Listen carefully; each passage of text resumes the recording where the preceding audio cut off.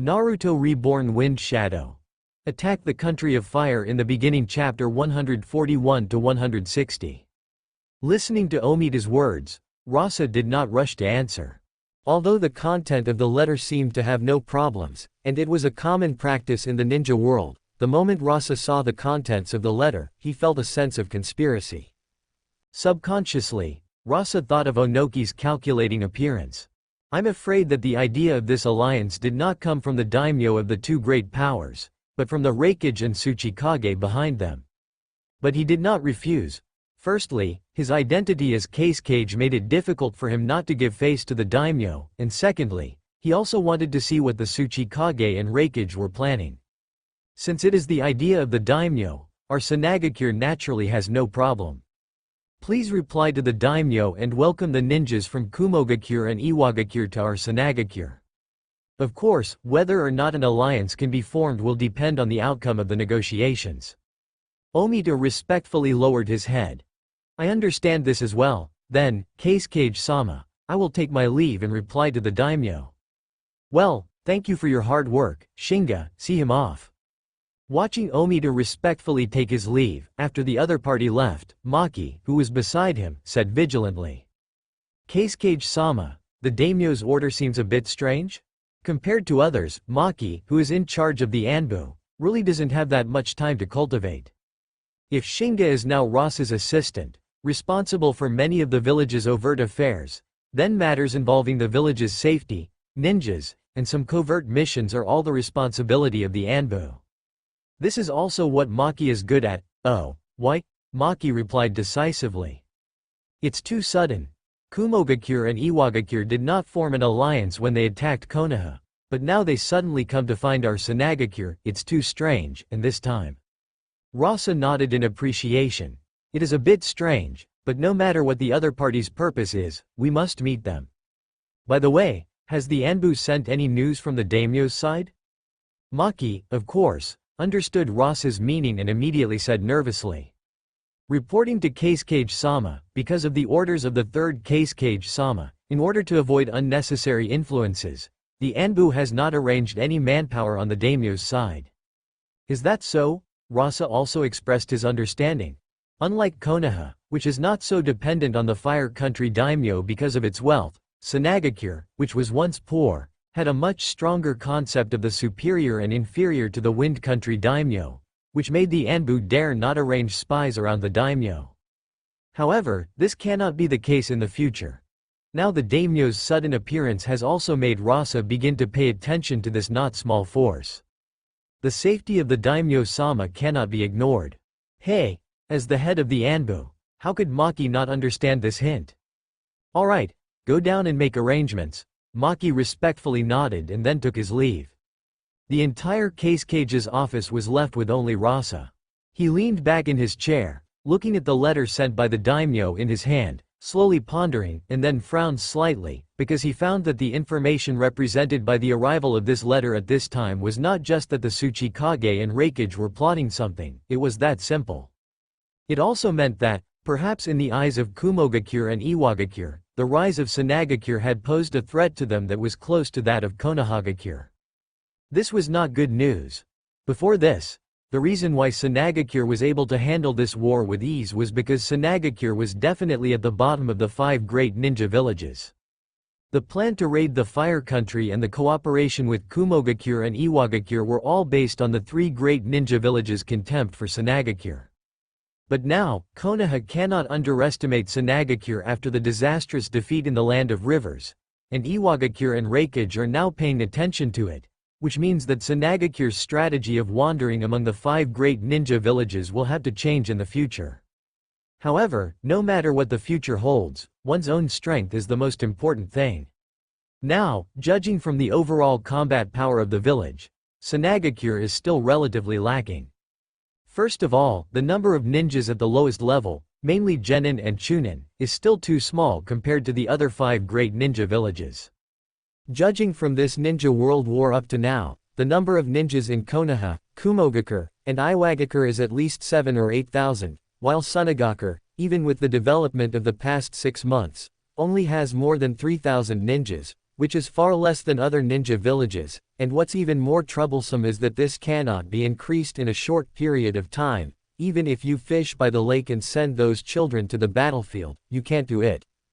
As for mid-level ninjas, that is, the number of Jonin, the gap between Sanagakure and other ninja villages is not that big. After all, at the Jonin level, unlike those cannon fodder Genin and Chunin, they don't die on the battlefield so easily. However, there is definitely still a gap. Fortunately, it's not that there's no way.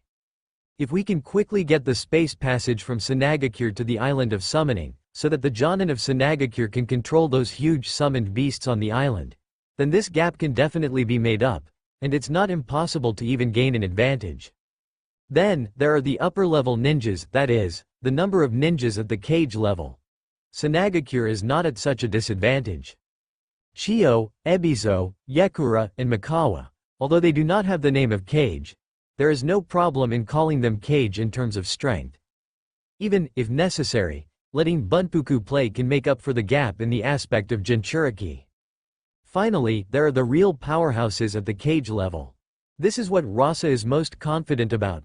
Rasa felt that with his current strength, apart from Minato and Jiraiya of Konoha and Onoki of Iwagakure, there was really nothing to be afraid of.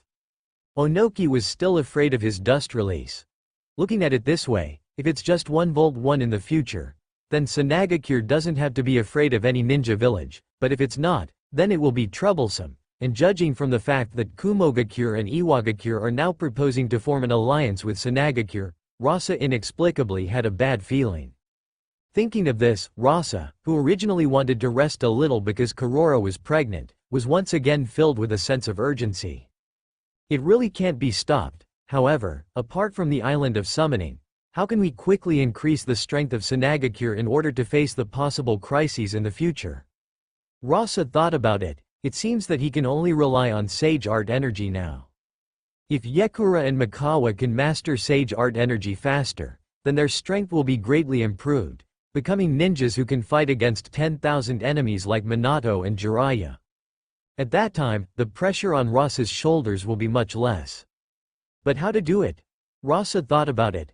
Perhaps the White Snake Sage of Ryuchi Cave might have a way.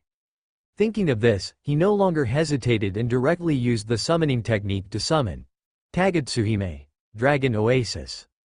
After a night of great changes, the environment where Chiyo and the others were has transformed from the border between the desert and the forest into a dense forest. After obtaining Rasa's consent, Chiyo directly moved her home from Sanagakure here, building a small courtyard. Seeing this, her younger brother, Ebizo, also moved in without hesitation. Since their master had moved, their disciples, Hanataba and Hinoka, naturally followed suit. Seeing the actions of the two elders, Yokai also had the idea of moving over. After all, compared to the sandy environment of Sanagakure, this place was as beautiful as paradise. However, after thinking about it, Yokai gave up. Compared to Chiyo and Ebizo, who had already retired behind the scenes, Yokai still had many worldly affairs to attend to. She represented the entire commoner faction of Sanagakure. Mikawa was the same, however, although he didn't have the idea of moving over, he was thinking about whether to ask Rasa to allow his child, Kunimi, to live here for a while during vacations. After all, having witnessed the powerful force of Sage Art Energy, he also hoped that his child could master it. Fortunately, he also understood that he couldn't rush things. Thus, they lived here with their own thoughts, and the anticipation for the immense power of Sage Art Energy made everyone very enthusiastic, and they hadn't returned to the village for 2 days. As for Karora, Maki, and Yakimaru, they had returned much earlier. Needless to say, Karora, being pregnant, was no longer suitable for training, as she was worried about it affecting the child. Besides, she couldn't leave the orphanage.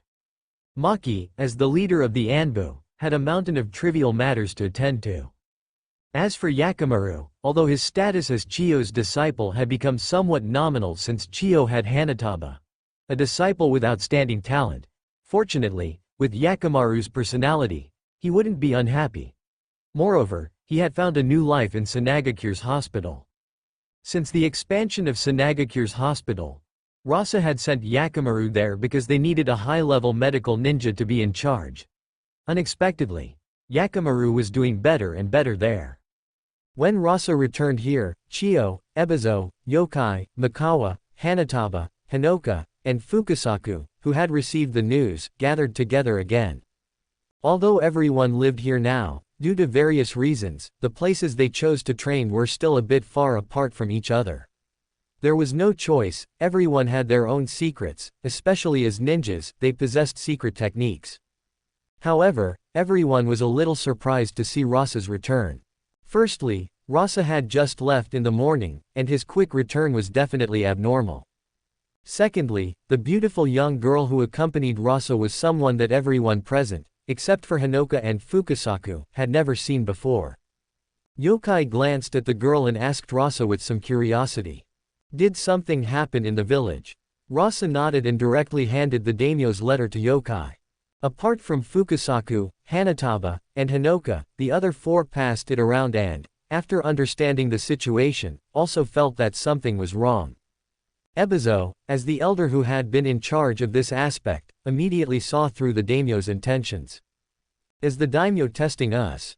Testing. Yes, although the relationship between us 5 great ninja villages and our respective countries was initially an equal relationship of independence and cooperation, in the end, due to military expenses, over the years, our 5 great ninja villages have uncontrollably become a passive dependence of superior and inferior on our respective countries, especially Sunagaku, which is the most serious.